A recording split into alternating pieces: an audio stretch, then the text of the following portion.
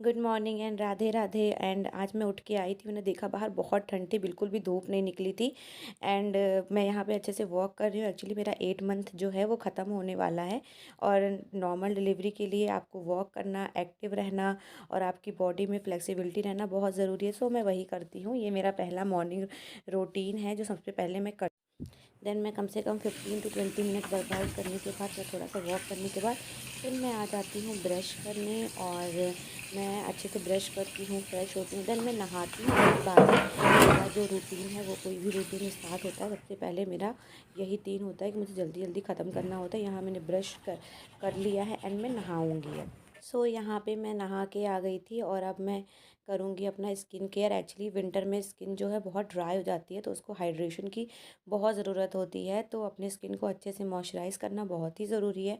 और ख़ासकर प्रेगनेंसी में तो वैसे भी आपके स्किन में बहुत सारे चेंजेस आते हैं हार्मोनल इम्बैलेंस की वजह से, क्योंकि हार्मोन्स चेंज होते रहते हैं। तो इसीलिए सबसे पहले आपको स्किन केयर पे बहुत ही ध्यान रखना है। आप हमेशा नहीं, लेकिन सुबह शाम का अपना स्किन केयर ज़रूर करें। यहाँ मैंने अप्लाई करा है टोनर, और मैंने बायोटिक का टोनर अप्लाई करा है जो कि मुझे बहुत सूट करता है और मैं कई सालों से इसे यूज़ भी कर रही हूँ। एंड देन मैंने बायोटिक का ही डंडेलियन फेस सीरम अप्लाई करूँगी, क्योंकि ये भी बहुत अच्छा हाइड्रेशन देता है।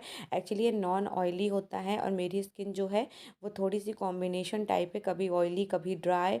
तो इसलिए मैं हमेशा से ही इसी को यूज़ करती हूँ, क्योंकि कई बार मैंने ऑयली सीरम्स यूज़ करने की कोशिश की है बट वो मुझे सूट नहीं करते। ये मुझे अच्छे से परफेक्टली सूट करता है। गर्मियों में चाहो तो आप सिर्फ ये सीरम भी अप्लाई कर सकते हो, मॉइस्चराइज़र की नीड नहीं पड़ती।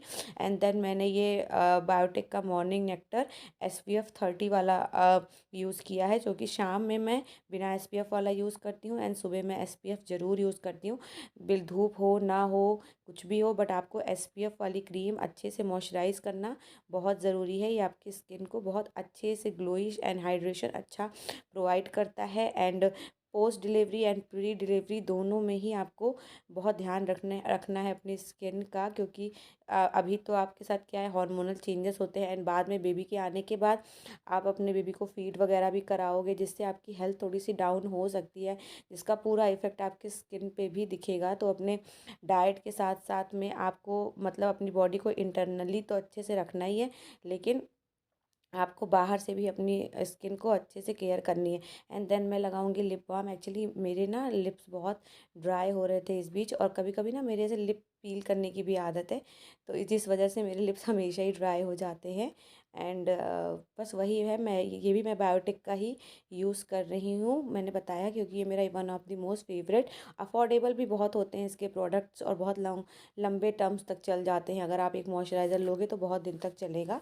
देन यहाँ पे फिर मैं अपने हेयर्स बनाऊँगी। एंड हेयर्स का क्या है कि आजकल मैं इसको बांध के अच्छे से रखती हूँ, क्योंकि ठंड हो रही है तो कैप वगैरह लगाती हूँ तो बाल जो है वो उलझ जाते हैं। तो इस वजह से मैं अपने बालों को इस समय अच्छे से क्लचर से जूड़ा वगैरह बना के ही रखना पसंद करती हूँ। हाँ, अगर मैं कभी बाहर बाहर जाती हूँ तो कर लेती हूँ। अच्छा, मैंने इधर बहुत दिन से हेयर कटिंग भी नहीं कराई है, मेरा बहुत दिन से मन भी था कि मैं हेयर कटिंग कराऊं, बट हमारे यहाँ कहते हैं कि प्रेगनेंसी में हेयर कटिंग नहीं कराते हैं। पता नहीं, अब हो सकता है ये मिथ है या मुझे भी ये मिथ्स लगते हैं, लेकिन अगर घर के बड़े बुजुर्ग बुजुर्ग कुछ कहते हैं तो मैं वो काम नहीं करती हूँ। उनका ही दिल रखने के लिए, मतलब मैं ऐसे मानती नहीं हूँ बट मैं नहीं करती हूँ। एंड देन मैंने यहाँ पे अप्लाई करा है थोड़ा सा सिंदूर। एंड यहाँ मैं आ गई हूँ मंदिर में पूजा करने। ये मैं अपने मंदिर से बलून्स हटा रही हूँ। एक्चुअली न्यू ईयर पे मैंने अपने लड्डू गोपाल जी के लिए कुछ बलून्स लगा दिए थे, तो वही मैं अब हटा रही हूँ। एंड मेरे लड्डू गोपाल जी को मेरे यहाँ डेली नहलाना धुलाना खिलाना पिलाना सब होता है। तो आजकल मैं थोड़ा बैठ नहीं पाती हूँ नीचे, तो मेरे हस्बैंड नहीं है, मुझे वो नहला देते हैं। जैसे ही नहा के आते हैं पूजा करते हैं तो वो उसे नहला देते हैं, और इस समय वो मुझसे पहले ही नहाते हैं इसलिए। एंड उसके बाद यही है कि मैं यहाँ पे धूप बत्ती जला रही हूँ। एंड उसके बाद मैं यहाँ मैं अपने लड्डू गोपाल जी को भोग लगाऊंगी। एक्चुअली मेरे घर में बने थे आज आलू के पराठे, बट मेरी सिस्टर उसमें बिना लहसुन प्याज का बनाना भूल गई थी, तो फिर मैंने यहाँ पे सिंपल ब्रेड की सैंडविच बनाई। जेम वगैरह लगा के मेवा मिश्री का भोग लगाया, दूध का भोग लगाया एंड पानी। देन मुझे याद आया कि इसमें तो मैंने तुलसी की पत्ती डाली नहीं, जो कि लड्डू गोपाल जी के भोग के लिए बहुत ज़रूरी, क्योंकि कहते हैं लड्डू गोपाल जी बिना तुलसी के कोई भी भोग स्वीकार नहीं करते हैं। तो बस जल्दी से मैंने अपने हस्बैंड से तुलसी मंगाई एंड मैंने सारे भोग में थोड़ा थोड़ा तुलसी मिलाया एंड मैं अब यहाँ पे प्यार से अपने लड्डू गोपाल जी को धीरे धीरे दूध पिलाती हूँ। अच्छा, बहुत से लोग होते हैं भोग लगा के ऐसे ही रख देते हैं, बट ऐसा मत करिए। आपके अगर वो आपके घर में लड्डू गोपाल है तो आप उन्हें प्यार से एक छोटे बच्चे की तरह चम्मच से या जैसे भी आप खिलाना चाहे हाथ से आप खिलाइए। एक एक चीज़ का भोग लगाइए, कम से कम 5 बार तो आप उन्हें खिलाइए ही खिलाइए। एंड उसके बाद चाहे तो आप उसे उठा के आप खुद भी खा सकते हैं। मिश्री पानी वगैरह आप छोड़ दीजिए, दूध छोड़ दीजिए एंड जैसे आपने जो भी एडिशनल चीज़ें लगाई हैं वो सारे खाने में मिला दीजिए। जैसे मोस्टली मैं दाल चावल वगैरह जब भी भोग लगाती हूँ तो दाल को दाल में मिक्स कर देती हूँ, चावल को चावल में मिक्स कर देती हूँ। और ट्रस्ट मी, मेरा खाना कभी भी कम नहीं पड़ता है, ज़्यादा ही हो जाता है। एंड यहाँ मैं किचन में आ गई थी, जो कि मेरी सिस्टर ने लंच और ब्रेकफास्ट दोनों ही एक साथ ही बना के रख दिया था। आज कुछ भी ऐसे खास नहीं बना था घर में।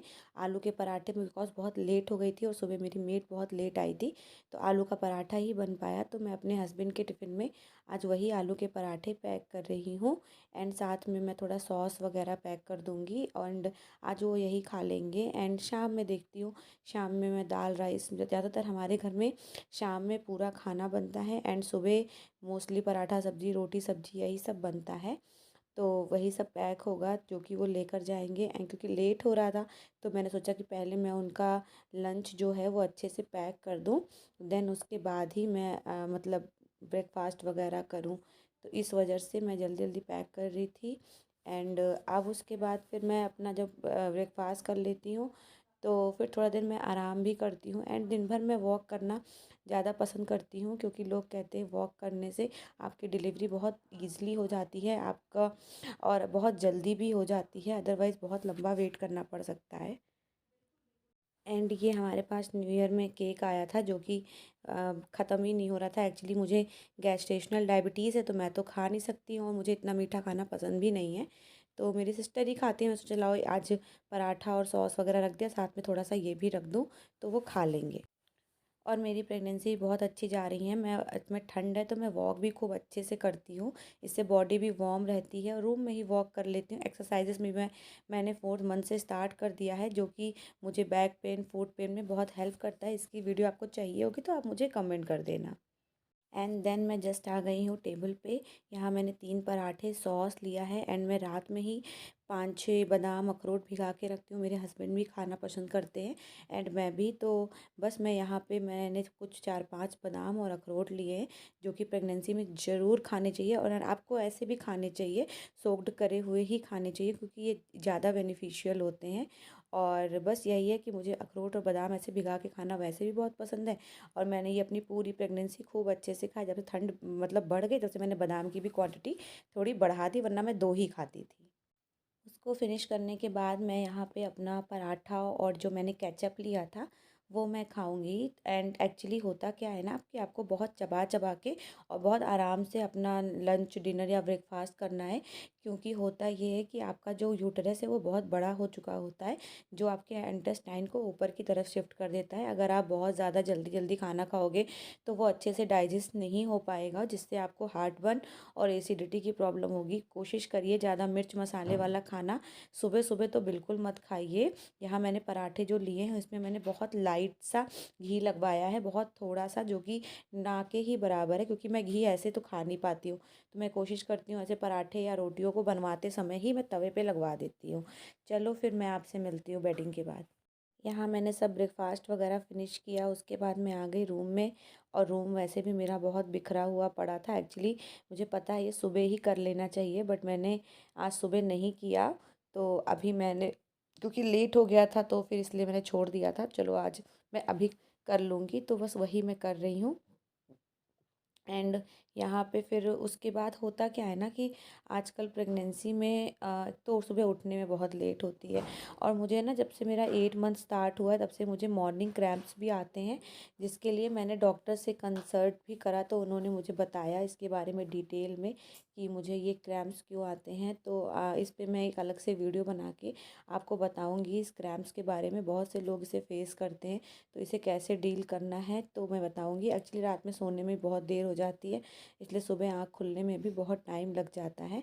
तो बस यही है कि मैं सोच रही थी, एंड यहाँ कुछ कपड़े वपड़े थे, मैंने सोचा इसको लाओ अच्छे से फ़ोल्ड वगैरह करके रख दूँ, एंड बेडिंग वेडिंग अच्छे से करके, एंड मुझे अपनी मेडिसिन लेनी थी, तो मैं अपनी मेडिसिन ले लूँगी। उसके बाद दोपहर का क्या है कि दोपहर में अभी आज पेट काफ़ी भर गया, क्योंकि बहुत लेट में मैंने आज ब्रेकफास्ट किया है। तो दोपहर में मैं बहुत लाइट सा कुछ लूँगी, एंड देखती हूँ मैं क्या लेती हूँ, वो भी मैं आपके साथ अच्छे से शेयर करूँगी।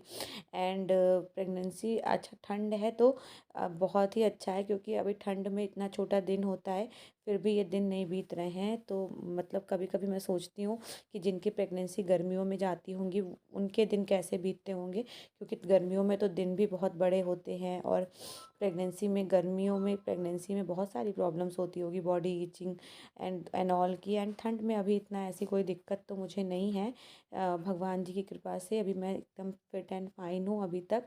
एंड अभी तक मैं अपने सारे काम खुद ही कर लेती हूँ, मुझे किसी की हेल्प की नीड नहीं पड़ती है। हाँ, हाउस हेल्पर है मेरे पास, जो कि मेरे घर में झाड़ू पोछा बर्तन एंड छोटे मोटे काम वो कर देती है, बट और सारे काम मैं अपने खुद ही करना पसंद करती हूँ।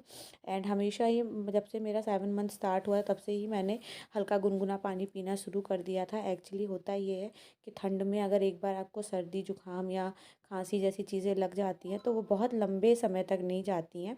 तो बस उसी को अवॉइड करने के लिए मैंने 1 महीने पहले से ही स्टार्ट कर दिया था, सब 7वें महीने से ही मैं हल्का गुनगुना पानी ही पीती हूँ। और पानी हमेशा आप सिप सिप करके पिया करो, क्योंकि होता क्या है, ठंड में बहुत से लोग पानी नहीं पीते हैं, जिससे उनका एमनियोटिक फ्लूइड कम हो जाता है और बेबी की ग्रोथ में भी असर पड़ता है। तो आपको पानी तो बहुत पीना है, इसके लिए हमेशा पानी गुनगुना करके रखें। चलिए फिर मिलती हूँ एक नई वीडियो के साथ। Bye bye.